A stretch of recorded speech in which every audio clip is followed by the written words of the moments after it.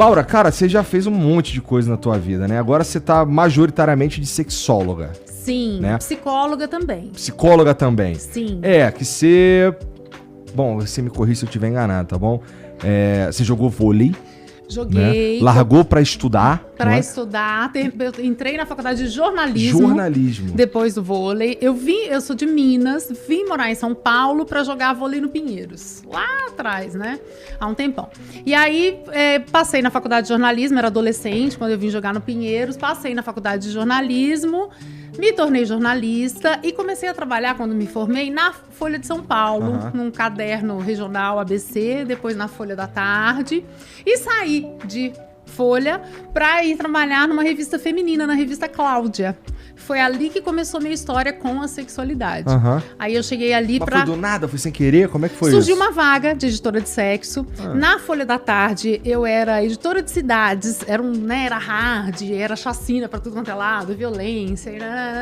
E aí eu falei, eu tô querendo fazer uma coisa mais menininha. Que tava num mundo muito pesado. Entendi. E eu já tava lá há um tempão, 5, 6 anos. E aí eu falei, não, quero fazer uma coisa nova. E surgiu essa vaga de editora de sexo, que não existia esse cargo, na revista Cláudia, que foi nos anos final dos 90, 96, 97, mais ou menos, que as revistas estavam reposicionando o conteúdo editorial para falar mais sobre sexualidade. As revistas da editora Abril e outras também, Cláudia, Nova, Marie Claire, etc. E aí eu topei a vaga. E foi lá que começou a minha história como sexóloga, porque quando eu cheguei, no primeiro mês, eu já vi e falei, gente, que difícil editar uma área de um assunto tão tabu, até pra mim. Eu tinha também vergonha de fazer as entrevistas com os especialistas na época e falar pênis, vagina, vulva, né? Eu falei, não, isso aqui não tá legal. E aí logo que eu me tornei editora, eu fui fazer uma pós em educação sexual. E foi assim que eu fui migrando. Aí eu fiz uma pós-graduação em educação sexual. Na sequência, curti demais, lancei livro, né? E, enfim, comecei a dar palestras. E aí eu fui deixando o jornalismo, sempre com a comunicação de fundo, né? Mas aí eu fui dando palestras e tal, e resolvi abrir consultório. Mas aí eu precisava ser médica ou psicóloga para poder atender em consultório. E aí eu fui fazer psicologia como segunda formação. Aí fiz a psicologia, então hoje eu sou psicóloga da abordagem junguiana, tenho formação na abordagem junguiana, atendo os meus pacientes, né? Muitos chegam por conta da sexualidade, chegam, né, com queixas sexuais, mas atendo em psicologia em geral e continuo fazendo as ações de educação sexual pelo Brasil afora. Interessantíssimo. Mas assim, lá nesse começo, quando você vira editora de... Sexo. Editora de sexo. Comportamento e sexualidade. A editoria chamava Emoções e Sexo. Tá. O que te deu... Por que você... Qual bagagem que você tinha que te dava uma segurança pra ir trabalhar? Zero. A bagagem que eu tinha é que eu tinha 20 e poucos anos, jornalista da Folha da Tarde, a gente acha que sabe tudo, né? Fala, não, né? Eu me viro. Revista feminina, né? Facílimo, né? Tô saindo de um jornal diário, né? Ralação total, trabalhar em revista feminina, fácil. Cheguei lá, não era difícil, né? Claro que o traquejo ali de escrever e tal, a velocidade já vinha, né? Do jornal diário. Mas o assunto era muito tabu. A Cláudia era uma revista direcionada a mulheres casadas, não era? Ou quando tinha uma faixa etária da Cláudia, assim? A Cláudia, lá no início, sempre foi muito... podemos dizer que sim. Mas, quando eu cheguei, tinha esse reposicionamento, não só da Cláudia, mas de tudo quanto era revista. O assunto sexo tava começando a bombar pra tudo quanto era lugar. Mas por quê? Por que começou a bombar esse assunto, assim?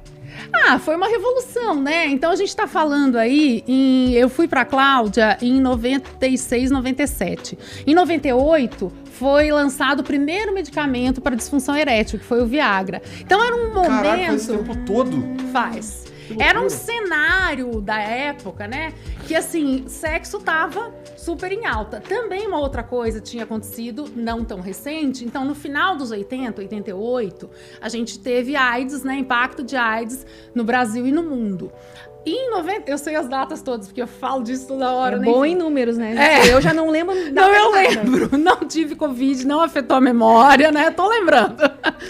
Mas em 97 foi a primeira campanha que a gente teve nacional sobre enfrentamento de AIDS, né? Então foi a primeira campanha com o Ministério de Saúde, etc. Então a educação sexual começou a ser sugerida em escolas em 97. Então era uma época em que tudo, a sociedade como um todo, estava olhando, num primeiro momento, de uma forma bastante educativa. Então, é sugestão dos parâmetros curriculares nacionais desde 97 e ainda não aplicado em todas as escolas, hoje, em 2023, né, olha quanto tempo, que o tema sexualidade seja transversal no ensino, ou seja, que apareça nas variadas disciplinas a partir dos 6, 7 anos de idade, que é quando a criança começa ali, né, seu estudo, né, nas escolas, e não quer dizer que vai falar sobre sexo, a trans em si, com 6 anos de idade. Então tem muita desinformação nisso, né? Conhecimento de corpo, né? Vai falar sobre sexualidade, que é um jeito de ser no mundo, né? A sexualidade pode incluir o sexo, a vivência do sexo, a prática do sexo numa fase mais amadurecida da vida.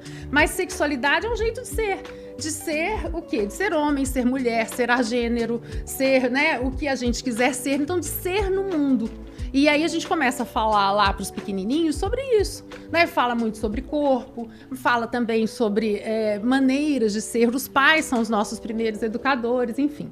Mas, resumindo toda essa história, né? Nessa época aí dos 90, era um momento da sociedade como um todo querer falar sobre sexualidade, e as revistas entraram como grandes educadoras. Porque a mulher, tem várias pesquisas assim, da época, né? Que dizem que a mulher, onde ela obtinha informações sobre a sexualidade feminina e também sobre a masculina, eram nas femininas, que até então a gente não tinha aulas, né? A mulher adulta hoje não teve aulas, né? Em geral, não teve aula de educação sexual na escola, e nem homens. Então, lá no passado, né, as femininas ocuparam essa lacuna aí, e depois outras coisas foram surgindo, né? O sexo entre os homens ali, mesmo em revistas, acho que sempre foi pro lado mesmo da pornografia e tal, né? A coisa mais não da parte da educação, mas pra parte do... Tinha, por exemplo... punhetinha.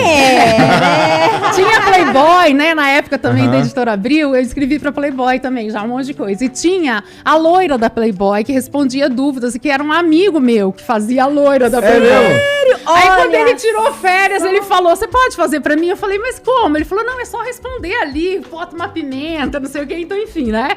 A loira era um personagem Quantas X, vezes né? deve ter batido punheta pra essa loira na Playboy e era um cara, viu? Então, enfim, então tinha aí umas tentativas. Depois disso, chegou... que nós estamos falando muito lá de trás de revista, né? Chegou a VIP. Mas né? eu li a Cláudia, por isso que eu te perguntei. Eu li muito Capricho, eu assinei Capricho. Escrevi pra Capricho também, muito. Tinha coluna de quando sexo eu comecei na a ficar Capricho. maiorzinha, eu me lembro que era Nova. Nova era mais moderninha, assim, né? Sim, a Nova era mais desbocada e tal. Ficava tudo ali no mesmo, ficava no mesmo prédio, enfim. E a Cláudia, eu tinha essa impressão que era uma coisa mais para as mulheres comprometidas. Mulheres casadas, comprometidas. Pode ser. A Capricho era mais pra menina nova, né? Aí chegou a VIP falando, eu tive coluna na VIP também muito tempo, falando pro cara aí, queria falar...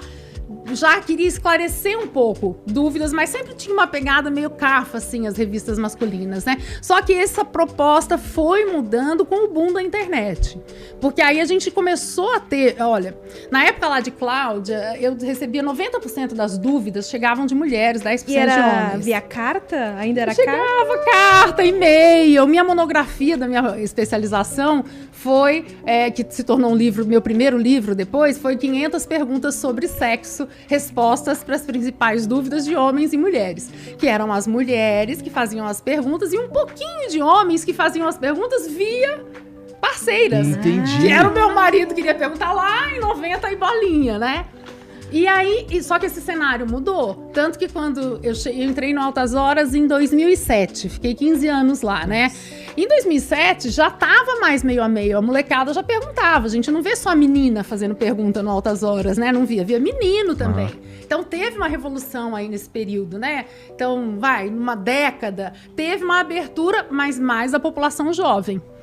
Esse movimento aí de se abrir a falar, não, tenho dúvida também, quero saber também e tal, começou com a molecada, porque o homem adulto sempre se esperou, né, a sociedade muito repressora, sempre esperou que a mulher fosse quase virgem, né, e o homem fosse o garanhão, né? Então essas cobranças aí que vêm de séculos fazem com que o adulto fique engessado ali num papel, né, que hoje está bem mudado, mas a gente ainda carrega esses resquícios, né? Dá pra ver.